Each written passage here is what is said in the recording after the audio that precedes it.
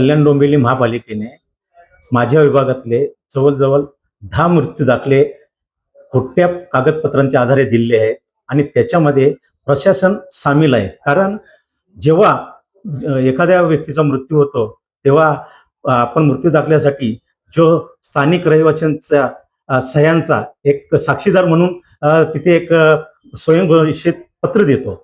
त्या पत्रावर तिथल्या स्थानिक लोकांचे, पोलीस पाटील असेल, तंटामुक्त अधिकारी असेल, एसयू असेल, अशा लोकांचे सह्या लागतात. परंतु जे पण हे 10 मृत्यूपत्र दिले आहेत महापालिकेकडून, त्याच्यामध्ये त्यांच्या त्या स्वयंघोषित पत्रामध्ये त्यांचे जे साक्षीदार आहेत हे सर्व बाहेरचे असून, कोण टिटवालाचं आहे, कोण कल्याणचं आहे, कोण डोंबिवलीचं आहे, आणि हे सर्व मयत झाले आहेत. हे दावडी विभागातील परिसरातील आहेत.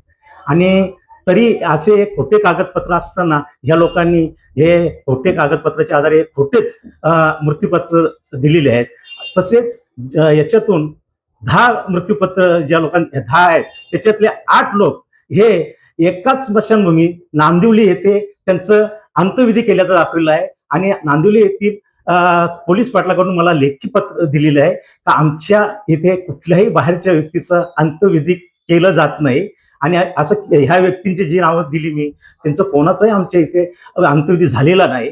असे खूप काही माझ्याकडे पुरावे आहेत. आणि त्या पुराव्याच्या आधारे मी प्रशासनाला, आयुक्त साहेबांना आणि महापौर यांना विनंती केली आहे की हे सर्व पुरावे मी तुमच्याकडे सादर करतो आणि त्या पुराव्यांच्या आधारे आपण सर्व मृत्यू दाखले हे रद्द करून, आणि जे संबंधित जे लोक साक्षी दिले आहेत, ज्यांनी विल त्यांच्या साठी करून घेतलेल्या स्वतःसाठी, या सर्वांवर फौजदारी गुन्हे दाखल करावे आणि योग्य ते कारवाई करावी अशी मी महापालिकेला, आयुक्त साहेबांना विनंती करतो.